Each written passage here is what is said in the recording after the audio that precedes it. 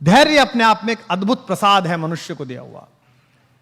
अगर पहला पत्थर जिस समय दशरथ मांझी ने उस पर्वत पे मारा तो लोग उस पर हंसे, लेकिन उसने धैर्यपूर्वक 20 साल पत्थर मारा तो पहाड़ को रास्ता छोड़ के खड़ा होना पड़ा कि तू आदमी है, तू जीत गया, जा। और मैं मानस भवन में खड़ा हूं, मैं फिर वहीं पर आता हूं, रामचरितमानस पढ़िए अपनी दादी के पास बैठ के, अपने दादा के पास बैठ के। राम का धैर्य देखिए। राम का धैर्य विष्णु का धैर्य नहीं है, मुझे क्षमा करें, भगवान है विष्णु, लेकिन वो तटस्थ धैर्य है। आराम से लेटे हुए हैं क्षीर सागर में, शैया बना के प्रेम पूर्वक, माता लक्ष्मी पैर दबा रही है, ऊपर शेष नाग का फन है, देख रहे हैं दुनिया में चल क्या रहा है, मूर्ख कर क्या रहे हैं, ये हो क्या नाटक रहा है। राम का धैर्य तो जीवित रहते हुए उसी व्यवस्था का धैर्य है। राम को प्रोवोक करने की एक हरकत दुनिया नहीं छोड़ी। पुत्र के रूप में सोचिए वो लड़का कैसा होगा, वो व्यक्ति कैसा होगा जिसका राज्याभिषेक होना जा रहा है और एक साइड में पता चला कि वन चलो कपड़े उतारो, अब ये वलकल पहनो, पत्नी को लो और निकलो। कितना कठिन समय। लेकिन राम राज्याभिषेक होगा, मैं राजा बनूंगा, इस पर प्रसन्न नहीं है, और मुझे वनवास मिल गया, इस पर दुखी नहीं है। यही राम होना,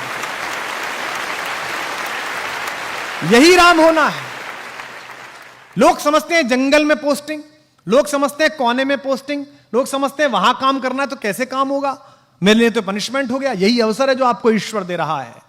दशरथ के पुत्र राम जब तक अयोध्या में रहे युवराज राम कहलाए, श्री राम कहलाए, और जब जंगल जाकर लौटे तो मर्यादा पुरुषोत्तम भगवान राम कहलाए। इस पूरी यात्रा ने उन्हें भगवान बनाया, इस धैर्य ने उन्हें भगवान बनाया, और अद्भुत धैर्य है उनके पास।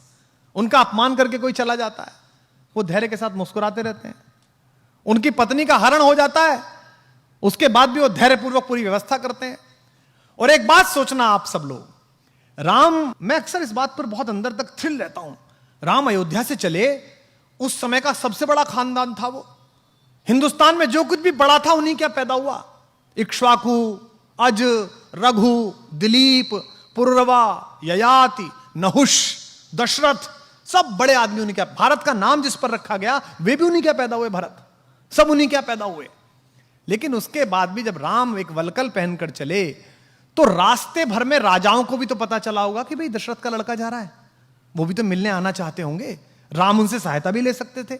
जिस पंचवटी में मां सीता का हरण हुआ है वो तो उनकी नंदसाल के बिल्कुल बगल में है, कौशल प्रदेश में, रायपुर में, वो बिल्कुल बगल में थे। वो अपने नाना से कह सकते थे, अपने मामा से कह सकते थे कि साहब आप जरा मेरी सहायता करो, मेरी पत्नी का अपहरण हो गया, सेना दे दो जरा, मैं चलूंगा। उन्होंने ऐसा नहीं किया। उन्होंने एक भी राजा को अपने साथ नहीं लिया। उन्होंने रास्ते भर आप जैसे और हम जैसे लोगों को साथ लिया। किनको? सामान्य वंचितों को, दलितों को। उन्होंने वनवासियों को साथ लिया, उन्होंने मल्लाहों को साथ लिया, उन्होंने मां शबरी का आशीर्वाद लिया, उन्होंने केवट को साथ लिया, उन्होंने वंचित सुग्रीव को गले लगाया, क्योंकि वो जानते थे कि जिस अनाचार से वो लड़ने के लिए जा रहे हैं वहां धनिकों की और राजाओं की नहीं, सदाचार की आवश्यकता पड़ेगी, वहां आत्मा की दीप्ति की आवश्यकता पड़ेगी। तो राम का यह धैर्य ही उन्हें विजेता बनाता है। भाई रावण को तो बाली हरा चुका था पहले, आपने कहानी सुनी होगी। रावण को तो शहसबाहु भी हरा चुका था। रावण कोई ऐसा अर्जेंटीना नहीं था, ऐसा ब्राजील नहीं था कि हराना मुश्किल था, उसको तो हरा चुके थे दोनों। बाली तो उसको अपने बगल में दबाकर और उसने किले की दीवार का चक्कर लगा दिया था बाली ने। जब हनुमान को बांधा है और हनुमान से रावण ने कहा कि तू मुझे जानता नहीं मैं कौन हूं, तो हनुमान ने क्या कहा? हाँ जानता हूं, वो बाली वाला, मैंने सुना था आपकी लड़ाई बहुत, परिचय मेरा आपसे। हनुमान ने क्यों कहा? ताकि उसका कॉन्फिडेंस लूज हो। लेकिन भगवान जब बाली और सुग्रीव के जनपद में पहुंचे तो उन्होंने बाली का साथ नहीं दिया, उन्होंने वंचित को चुना। वो उसके साथ खड़े रहे जिसका अधिकार छीना गया, जिसका राज्य छीना गया, जिसकी पत्नी तारा का बलात् अपहरण किया गया है, और उन्होंने बाली का वध किया, जबकि बाली भी उनका प्रशंसक था, उनका भक्त था। मरते समय बाण लगने के बाद प्रणाम की मुद्रा में बाली ने पूछा है भगवान से, मैं बैरी सुग्रीव प्यारा, अवगुण कवन नाथ मुहि मारा। मैं बैरी हो गया, सुग्रीव आपका प्यारा हो गया, मुझ में ऐसा कौन अवगुण था मुझे मार दिया? तो राम ने उसको उत्तर दिया कि अनुज वधु भगिनी सुत नारी, छोटे भाई की पत्नी, भगिनी बहन, सुत नारी बेटे की पत्नी, सुन सठ कन्या सम ए चारी। हे मूर्ख, ये चारों बेटी के बराबर होती हैं, इन्हें कुदृष्टि बिलो कहीं जो है, इन्हें गंदी दृष्टि से जो देखता है उसका वध करने में पुण्य मिलता है, पाप नहीं होता है। ये उसको उत्तर दिया उन्होंने भगवान। अगर भगवान की विजय अपने लिए होती, अगर धैर्य ना होता तो वो बाली को लेकर चल देते। बाली हरा चुका था, उन्होंने कहा नहीं बाली तू नहीं चाहिए, तू नालायक है, तूने इस छोटे भाई को मारा है, इसकी पत्नी का हरण किया, मैं तेरा तो वध करूंगा, ये वंचित है, इसे लेके चलूंगा।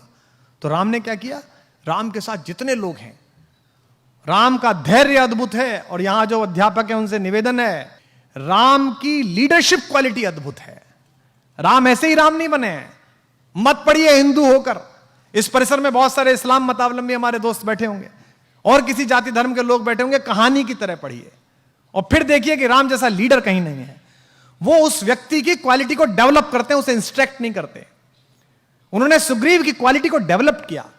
एक ऐसा डिप्रेस आदमी जिसकी पत्नी का हरण हो गया, जिसका राज्य छीन लिया गया, भाई ने लात मार के भगा दिया, उसको उन्होंने कल्टीवेट किया और सुग्रीव महारथी के रूप में बना। और उस युद्ध में सुग्रीव की महत्वपूर्ण भूमिका रही। जिस समय हनुमान लंका के लिए रवाना हुए हैं, आप रामचरितमानस पढ़िए, अध्यात्म रामायण पढ़िए, श्रीमद् वाल्मीकि रामायण पढ़िए, कम्मन की रामायण पढ़िए, कहीं नहीं लिखा हुआ कि उन्होंने हनुमान से क्या कहा कि तुम क्या करना। आज हम कितने फ्रस्ट्रेटेड हैं। आज हम लीडरशिप डेवलपमेंट की बात करते हैं, हम ड्राइवर को एक जगह भेजते हैं सामान लेने के लिए, 5 बार बताते हैं उसे, क्योंकि हमें उस पर भरोसा नहीं है, हम उसकी लीडरशिप डेवलप नहीं होने देना चाहते। राम लीडरशिप डेवलप करते हैं। राम ने हनुमान को नहीं बताया कि तुम्हें वहां जाके क्या करना है, उन्होंने कहा बस जाकर देख कर आओ कि सीता कैसी है, कहां है, और उन्हें आश्वस्त करके आओ कि मैं आऊंगा। 2 बातें। इसके बाद का जो पूरा घटनाक्रम है, छोटा सा रूप बनाना, अंदर जाना, लंकिनी को मारना, मां सीता को वो मुद्रिका देना, फल खाना, खुद ही गिरफ्तार हो जाना, आग लगा देना। आग लगाना मतलब वो राम का विजिटिंग कार्ड दे के आए। हाँ, मतलब बता के आए वो कि जो आ रहा है हम उसका कार्ड है। मैनेजमेंट का बेस्ट उदाहरण है हनुमान। एम्प्लॉयर का 1 रुपया खर्च नहीं कराते वो, 1 पैसा नहीं। भगवान ने कहा कि वहां जाओ, खुद ही टेक ऑफ, खुद ही लैंडिंग, और सारा पैसा हनुमान का, उसका रावण का। भाई हनुमान जबरदस्ती गिरफ्तार हुए स्वयं में देखने के लिए कि कौन है, तो कहा गया भाई इसकी बानर को पूंछ से बहुत प्यार होता है, इसकी पूंछ पे कपड़ा बांध दो। कपड़ा किसका? रावण का। बोले इस पे तेल लगाओ, तेल किसका? रावण का। जली किसकी?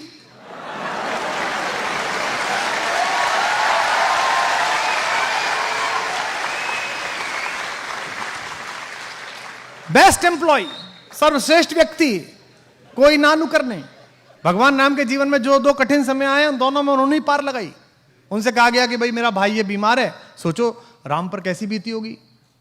भगवान राम के जीवन का सबसे कठिन रात वो है जब उनके भाई को मूर्छा आई।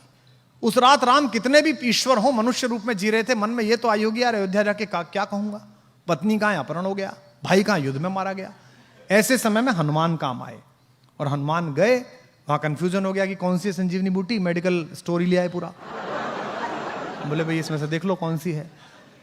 तो 2 बातें हुई, पहली हुई जिज्ञासा, दूसरी हुई धैर्य, तीसरी हुई आपको क्राफ्ट करने वाले लोगों में कि आप लीडरशिप डेवलप करें, आपके अंदर नेतृत्व की क्षमता डेवलप हो।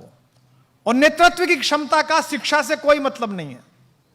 मैंने निजी रूप से जाना है, मैंने एक बहुत कम शिक्षित 5वीं पास व्यक्ति के साथ आंदोलन किया है उनके नेतृत्व में, और मैंने तथाकथित एक बहुत बड़े पढ़े लिखे के साथ राजनीति करी है।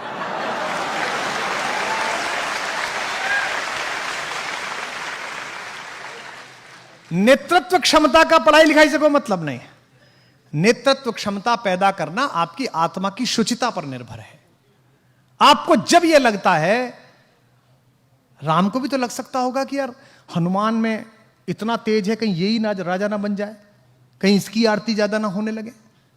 और हमारे यहाँ तो मराठी में एक कथा भी आती है, प्रथम नागरिक मराठी भाषी हैं, तो मैंने एक लोकगीत में कथा सुनी वहाँ कि भाई जब नल और नील पत्थर तैरा राम लिख कर, तो भगवान राम अकेले बैठे थे, उन्होंने सोचा कि यार मैं भी तैरा दूं, तो उन्होंने एक पत्थर को उठाया और छोड़ा उस पर, तो वो डूब गया। तो उन्हें लगा यार आसपास कोई देख नहीं ले कि हमारे नाम पे काम चल रहा है और हमारा खुद का ही नहीं तैरा। तो उनके मुंह पर एक बड़ी लज्जा की, संकोच की रेखा आई। तो उन्होंने नल नील की तरफ देखा, तो नल ने कहा कि प्रभु आप छोड़ दीजिए, हम बना लेंगे आप। तो उन्होंने कहा चलिए मैं नहीं बनाता, पर तुम्हारा कैसे तैर रहा है, मेरा क्यों नहीं तैर रहा। उन्होंने कहा हमने पत्थर पर राम लिखा, यह अमर नाम है, ये भवसागर को पार करने वाला नाम है। आपने पत्थर को छोड़ दिया, जिस पत्थर को स्वयं राम ने त्याग दिया उसे कौन उबारने वाला है भाई।